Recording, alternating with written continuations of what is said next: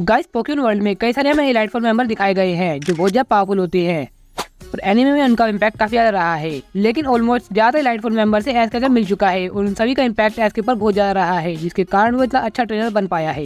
तो आज हम बात करने वाले हैं उन सभी ट्रेनर के बारे में कि उनका इम्पैक्ट क्या रहा है एनिमे सीरीज में, उनका काम क्या रहा है और उनका इम्पैक्ट एस पे क्या रहा है, जिसके कारण एस ऐसा ट्रेनर बन पाया है। तो वीडियो को स्टार्ट करने से पहले अगर इस पर 30 लाइक कर देते हैं तो मैं इसका नेक्स्ट पार्ट लेके आऊंगा जिम लीडर या फिर चैंपियंस के ऊपर। तो सबसे पहले एलाइट फॉर्म मेंबर हमें इंट्रोड्यूस कराया गया था कैंटो रीजन में, जिसका नाम था ब्रूनो, जो एस को एक ग्रेट बैटलर बनाता है लेकिन वो बन नहीं पाता। लेकिन एस इसकी रिस्पेक्ट स्टार्टिंग से ही करता था क्योंकि फिजिकली काफ़ी स्ट्रॉन्ग था, काफ़ी काम माइंड था और इसकी आइडियोलॉजी भी काफ़ी अच्छी थी कि ये चाहता था कि स्ट्रॉन्ग पोकेमॉन को पकड़ के ही उसे पावरफुल बनाया जाए, जिससे दोनों टीम वर्क अच्छा बन पाए। जब जायंट ओनिक्स अपीयर होता है वहाँ हमारे ओजी ट्रायो के पावरफुल पोकेमॉन लग जाते हैं जो उसके बाद इफेक्टिव रहेंगे, लेकिन वो कुछ भी नहीं कर पाते हैं। लेकिन ये अपने सिंगल हैंडली उसे डिफीट कर देता है क्योंकि ये पहले सिचुएशन समझता है, उसकी पावर को देखता है, उसके बाद ही अपनी एजिलिटी से उसे हराता है। बाद में सेंसरो को बाहर निकालता है और फिर पूछता भी है कि तुम उसकी टीम को ज्वाइन करना चाहोगे या नहीं। एंड फाइनली वो उसकी टीम को ज्वाइन कर लेता है, जिससे समझ जाता है कि एलाइट फॉर्म मेंबर बहुत ज़्यादा पावरफुल और स्किलफुल होते हैं और इनका लेवल अलग ही होता है किसी भी नॉर्मल ट्रेनर से। नेक्स्ट मुलाकात होती है ऑरेंज आइलैंड में प्रीमा से, जो कैंटो की एलाइट फॉर्म मेंबर थी। ये एपिसोड कभी एयर हुआ ही नहीं था इंडिया में क्योंकि ये बैन हो चुका था अपनी कंट्रोवर्सी के कारण। यहाँ कंट्रोवर्सी ये नहीं बल्कि ये था।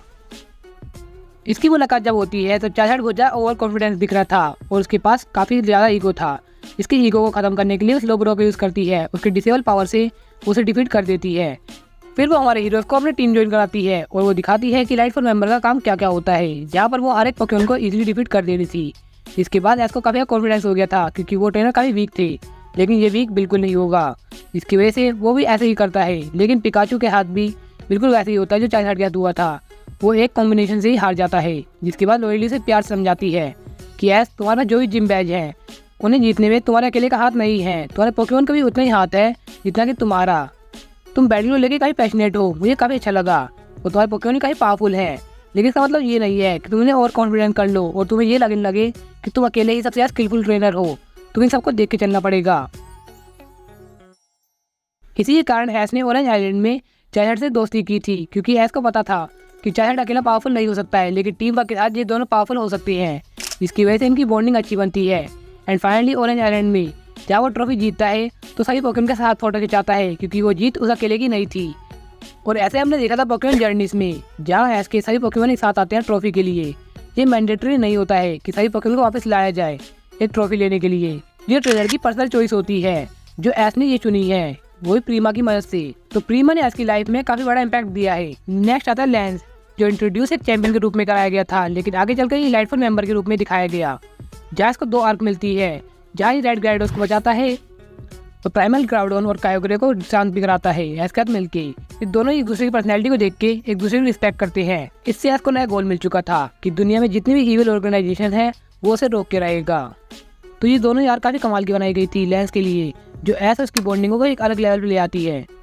अब एस के पास न्यू गोल्स भी थे, लेकिन उसका सफर भी शुरू ही हुआ था, जिसके बाद वो जाता है होइन रीजन में, जहाँ उसको दोबारा और कॉन्फिडेंस आ जाता है, जहाँ उसकी मुलाकात होती है ड्रेक से। ड्रेक एक पावरफुल पोकेमॉन ट्रेनर था, वो एलाइट फॉर्म मेंबर भी था, जिसके कारण वो एस के ओवर कॉन्फिडेंस को दोबारा खत्म कर देता है। तभी वो ग्रोवाइल और पिकाचू को डिफीट करके ये बताया जाता है कि उसे अपने पोकेमॉन के साथ काफी हम्बल होना चाहिए। ये कुछ प्रीमा की तरह था क्योंकि इसे बैटल की थी, उसके ओवर कॉन्फिडेंस को खत्म किया था, लेकिन कुछ नया सिखा के भी गया था कि उसे हम्बल होना चाहिए अपने पोकेमॉन के साथ भी। बस इस जर्नी को रिटर्न करता है और वो नहीं करती है। नेक्स्ट आती है आगाथा। जब एस होइन रीजन से कैंटो रीजन के सफर में वापस आ रहा था तब उसकी मुलाकात होती है रिटेन जिम में, जहाँ आगाथा जिम लीडर बनने की एक्टिंग कर रही थी। वहाँ एस बैटल करता है उसके गैंगार के साथ, लेकिन वो उसे इजीली हरा देती है। लेकिन एस और पिकाचू के कॉन्फिडेंस और उसकी पावर को देखने के बाद ये रिकमेंड करती है किसी बैटल फ्रंटियर में पार्टिसिपेट करना चाहिए, जहाँ उसके लेवल के कुछ पोकेमॉन मिलेंगे, उसे काफी नया सीखने को भी मिलेगा, जिसकी वजह से वह कम्पीट भी करता है। और वो वहाँ पर स्काउट को बोलती भी है। फिर एस सब कुछ सीखता है बैटल फ्रंटियर में, जिसकी वजह से उसका नेक्स्ट सफर शुरू होता है सिनो रीजन में, जहाँ से मिलते हैं अलग एलाइट फॉर्म मेंबर्स। जिसे सबसे पहले आता है लूसियन, जिसे हम गेम में देख सकते हैं सिर्फ पावरफुल ट्रेनर के रूप में, लेकिन एनिमे में वो ज़्यादा इम्पैक्ट डॉन पे देता है ना कि एस पे, जहाँ उसके बुइसिल को ये समझाता है कि बैटल करना तो मजेदार होता ही है, लेकिन सिनो रीजन का सफर काफी टफ होने वाला है। नेक्स्ट आता है एरोन, जिसकी वम्पल क्या उसकी बॉन्डिंग को दिखाया गया था कि कैसे उसने इसको लीव कर दिया और आगे चल के एपिसोड के एंड में वो उसे वापस मिल जाती है। इन सभी इवेंट से एस को अपने बटरफ्री की याद आ जाती है, जिससे वो काफ़ी ज़्यादा से मिस भी करता है और वो समझ जाता है कि बटरफ्री अभी भी जहाँ पर भी होगा काफ़ी खुश होगा। तो यार सही में बटरफ्री का फेयरवेल सबसे ज़्यादा आइकॉनिक मूवमेंट रहा है पूरी एनिमे सीरीज में।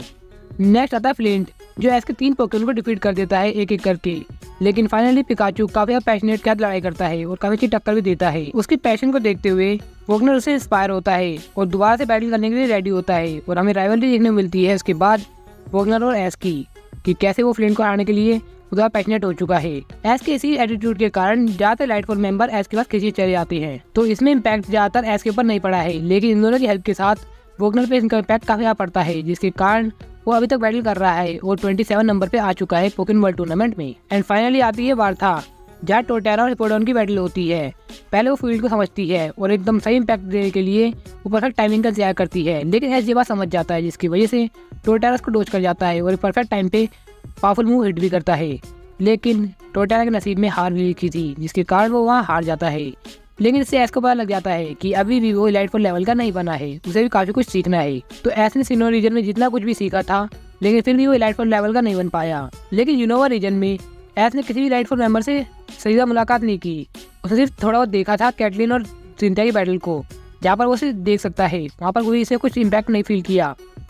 फिर आ जाता है कालोस रीजन, जहाँ पर वो इलाइटफुल लेवल का बन चुका था, जहाँ पर मालवा उसके साथ टीम अप करती है और काफी अच्छी बैटल भी करती है। मालवा का होंडूम 64 से हार गया था और ग्रेडिंजा भी ऑलमोस्ट उसे हरा सकता था, यानी कि दोनों पावर लेवल लगभग सेम हो चुका था, यानी कि एस अब चलकर एक इलाइटफुल लेवल का पोकेमॉन ट्रेनर बन चुका था। नेक्स्ट आती है जर्नी सीरीज, जहाँ पर बिग स्टॉर्म मिलता है उसे, जहाँ वो फारफेच को एक लीग मास्टर बनने में काफी ज्यादा हेल्प करता है और इन दोनों की बॉन्डिंग को भी अच्छा खासा डेवलपमेंट मिल जाता है यहाँ आकर। इसी कारण से ये इवॉल्व हो जाता है सरफेस जैसे पावरफुल पोकेमॉन में, जो काफी रेयर भी है। फाइनली इसकी बैटल होती है ड्रासना से, जहाँ पर ये फाइनली एक इलाइटफुल मेंबर को डिफीट कर देता है ऑफिशियल तरीके से, बिना किसी पावर लेवल के मैचिंग के ये ऑफिशियली डिफीट करता है एक इलाइटफुल मेंबर को। तो कंक्लूजन निकाल जाए इन सभी का, तो एस को डेवलपमेंट में काफी हेल्प मिली है। वो समझते गया कि पावर क्या होती है, उसे कहाँ तक सीखना है, उसे क्या क्या बॉन्डिंग बनाई है, उसे अपने पोकेमॉन में बिलीव करना होगा, टीम वर्क रखना होगा, पेशेंस एंड पैशन भी, और उसे अपने डिफीट को एक्सेप्ट भी करना होगा और एरोगेंस तो बिल्कुल नहीं रखना होगा, जिसके कारण वो एक पावरफुल और अच्छा ट्रेनर बन पाएगा। तो गाइस कैसा लगा वीडियो कमेंट करके बताना। अगर आप यहाँ तक देख रहे हो तो आपको अच्छा लगा होगा तो इस वीडियो को लाइक कर देना, चैनल को सब्सक्राइब कर देना ऐसे पोकेमॉन के अलग अलग कंटेंट के लिए।